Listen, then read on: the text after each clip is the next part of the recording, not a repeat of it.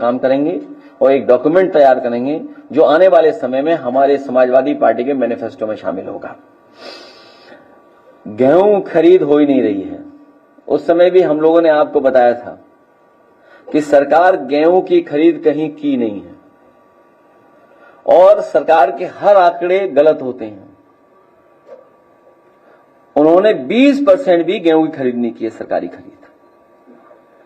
अभी कुछ दिन पहले मुख्यमंत्री जी हवाई यात्रा पर निकले थे फसलों को देखने के लिए, मक्का की और तमाम फसलों को देखने के लिए हवाई यात्रा पर निकले थे।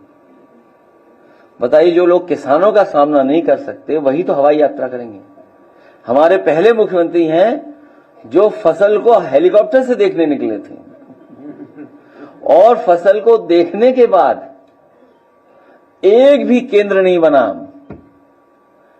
अभी सरकार बता रही है कि हम एमएसपी पे खरीद रहे हैं मक्का या और फसलें। हम उदाहरण के लिए पूछना चाहते हैं, कन्नौज में बता दो कहां केंद्र खुला है। जो हवाई यात्रा आपने की, जिस रूट पे आपका हेलीकॉप्टर गया होगा, कहीं एक केंद्र बना हो तो बता दें आप। दूध उत्पादन तो हो ही नहीं रहा है प्रदेश में, और जो सहयोग जो सरकार की तरफ से मदद मिलती थी उसको भी बंद कर दिया उन्होंने। काऊ मिल्क प्लांट पहला बना था उत्तर प्रदेश का। काऊ मिल्क प्लांट के प्रोडक्ट बनाने के लिए काऊ मिल्क प्लांट पहला बना था उत्तर प्रदेश में, वो भी सरकार ने बंद कर दिया। मेले तो बंद कर ही रही है सरकार, ये भी बंद कर रही है। आज हमारे बुनकर भाई आए हैं, जिस तरीके से ये सौहार्द का ताना बाना बुनते रहे हैं, भविष्य में भी वो सौहार्द का ताना बाना बुन करके इस समाज को भाईचारा, इस समाज की एकता, एक समाज में जो हमारे एक दूसरे के प्रति प्रेम था और बढ़ाने का काम करेंगे। बिजली महंगी होने जा रही है और जब रेगुलेटरी अथॉरिटी जो है अगर वो अप्रूवल दे देगी जो सरकार का प्रस्ताव है, तो बिजली का बिल बहुत सारे लोग हम लोग नहीं दे पाएंगे।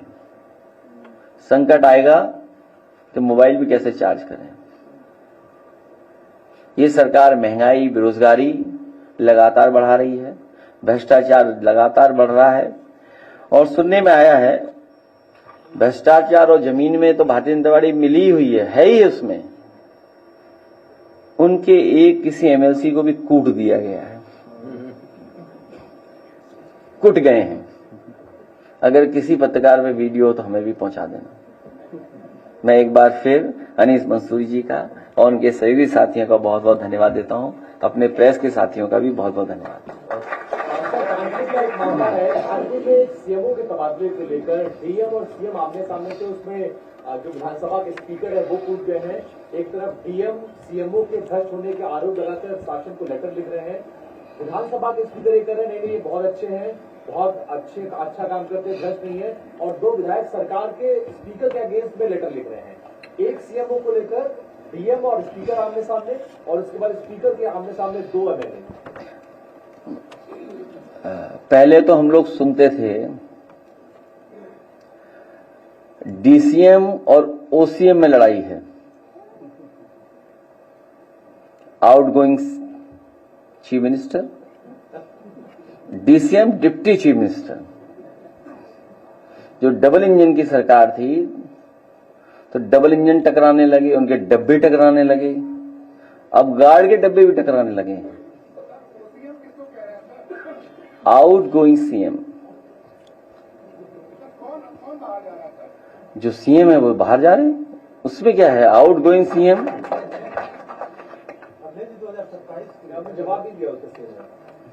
नहीं, वही जो इंजन टकरा रहे थे, डब्बे टकरा रहे थे, तो अब सब टकराएंगे और उसी का परिणाम देखिए ना। कोई कूटा जा रहा है, कोई पीटा जा रहा है। कौशाम्बी जैसी जगह पर जहां पर दो डिप्टी सीएम ने माहौल खराब कर दिया, किसी को न्याय नहीं मिलने दे रहे हैं। ये जो हैं सरकार में बैठे लोग, ये न्याय नहीं देने दे रहे हैं। जिन्होंने संविधान की शपथ ली है वो किसी भी पीड़ित परिवार को न्याय नहीं मिलने देना चाहते हैं।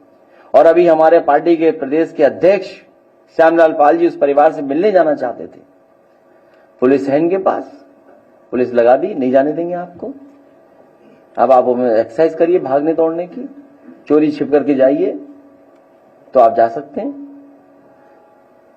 अखिलेश जी, स्वास्थ्य मंत्री जी बोलते हैं कि प्रदेश में स्वास्थ्य जो व्यवस्था है वो बहुत बेहतर है, लेकिन वहीं महुआ जिला अस्पताल में जो है एक पेशेंट को जो है कोयले का घोल दिया गया और कहा गया कि यहाँ दवाई नहीं है। ये कोई नया ऐसा नहीं हो रहा है। सुल्तानपुर में दर्द या चोट किस पैर में थी, किस हाथ में, और लगा दिया किस हाथ में प्लास्टर। ये कोई नई बात है? अच्छा, जो है भी मान लो जिसका जो काम है वो काम ही नहीं कर रहे हैं। हमारे ओसीएम साहब का काम क्या है?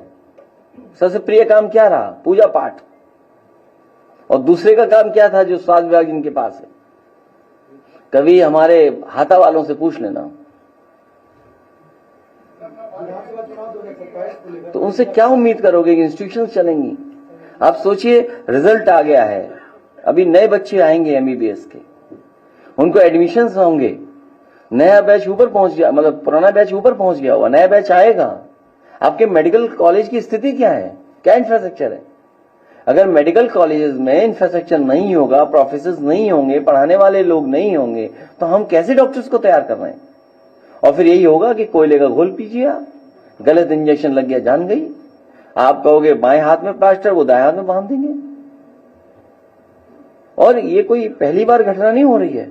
अगर आप 8-9 साल 10 साल का हिसाब किताब निकालेंगे तो न जाने कितने ऐसे निकलेंगे आपको उदाहरण कि जहां पर नेग्लिजेंस की वजह से जान गई है, ओवरडोज की वजह से जान गई है। एंटीबायोटिक दे दिए आपको, दवाई, क्योंकि गरीब सोचता है दवाई नहीं मिलेगी तो हम ठीक नहीं होंगे, ओवरडोज दवाई दे रहे हैं, गलत दवाई देकर के जान गई लोगों की।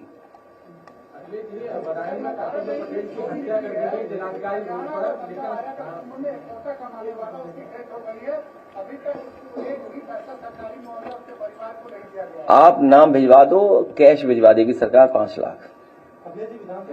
मुआवजा नहीं मिलेगी, सरकार मुआवजा नहीं देगी, सरकार स्वीकार नहीं करेगी। विधानसभा चुनाव 2027 को लेकर इंडिया गठबंधन को लेकर आपकी क्या योजना है? क्योंकि कांग्रेस सांसद जो है इमरान मसूद लगातार अपने बयान में कह रहे हैं कि कांग्रेस को किसी बैसाखी की जरूरत नहीं है, लगातार वो सपा पर तीर करने का। देखिए, हमें किसी के बयान पर, हमें किसी ने पत्रकार साथी के ट्वीट पर या सोशल मीडिया लिखने पर आपसे या और से हमें कोई लेना देना नहीं है। हमारा इंडिया गठबंधन इंटैक्ट है। जिनको जाना है इंडिया गठबंधन से चला जाए बाहर।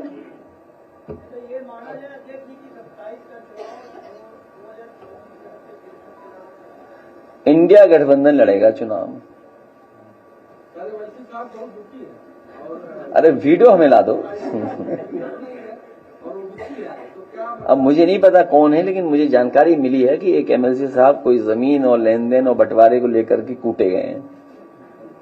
सर, आम का सीजन चल रहा है, मलियाबाद में समाजवादी पार्टी की सरकार में बनी मंडी अभी तक चालू नहीं हुई। किसान लगातार हमें क्षेत्र में प्रवेश करने जाते, किसान कह रहे हैं, मुझे सवाल पूछिए कि सरकार से कब पहले मंडी कब चालू होगी? ये सरकार मंडी नहीं चलाएगी, ये सरकार आपको ऑर्गेनिक वाइन पिलाएगी, आम की, जामुन की या और ऑर्गेनिक चीजों के प्रोडक्ट्स की। सुना है मैंने, किसी अखबार में केवल हेडलाइन पढ़ी थी, पूरा अंदर से नहीं पढ़ा था मैंने। सुना है कि आम नहीं, सरकार आम पे ध्यान नहीं देगी, अब वाइन पे ध्यान देगी। मंडी में पहले से बहुत जाम रहता है, जाम की समस्या है, मंडी वहां नहीं चली तो जाम की समस्या बहुत ज्यादा हो रही है। वो बहुत ही मॉडर्न आम के लिए मंडी बनी थी, एयर कंडीशन थी, और जाम न लगे उसके लिए वहां पर ट्रक कैसे खड़े होंगे, लोडिंग अनलोडिंग कैसे होगी, जो लोग मंडी में किसान या और लोग आएंगे मजदूर, उनके लिए कहाँ वॉशरूम होना है, कहाँ चाय पियेंगे, कहाँ नाश्ता करेंगे, उन तमाम सुविधाओं के साथ एक मॉडर्न एयर कंडीशन मंडी बनाई गई थी आम के लिए। लेकिन ये सरकार कारोबार, रोजगार, उस पर ध्यान नहीं देती है, क्योंकि कारोबार हमें जोड़ता है, उद्योग हमें जोड़ते हैं, इसलिए उद्योग कारोबार इनके एजेंडे में नहीं है, नौकरी इनके एजेंडे में नहीं है, इनके एजेंडे में महंगाई है, इनके एजेंडे में भ्रष्टाचार है, इनके एजेंडे में अन्याय करना है, लोगों को डराना है, इनके एजेंडे में अगर आपने सच बोल दिया तो पुलिस भेज देंगे आपके पास। देखिए, एक वीडियो वायरल हो रहा है, वीडियो वायरल हो रहा है, हरदोई में एक बच्ची ने पिस्टल लगा दिया था एक पेट्रोल पंप कर्मचारी को। बीजेपी अब ये कह रही है कि वो सपा के नेता है, हालांकि उसकी बेटी ने खारिज किया कि 20 साल से पॉलिटिक्स में नहीं है वो। नहीं, देखिए, आपका बीजेपी के प्रोपेगेंडा का कोई मुकाबला नहीं कर सकता। बीजेपी के घटिया प्रोपेगेंडा का कोई मुकाबला नहीं कर सकता। बीजेपी के पास इतना संसाधन है, किसी को बदनाम करने के लिए आप कल्पना नहीं कर सकते। जिस फोटो से, जिस वीडियो से, जिस किसी और न्यूज से या फर्जी न्यूज बना करके कितना बदनाम कर सकते हैं, कितना पर्सनल उसको डैमेज कर सकते हैं, उसकी तैयारी करते हैं लोग।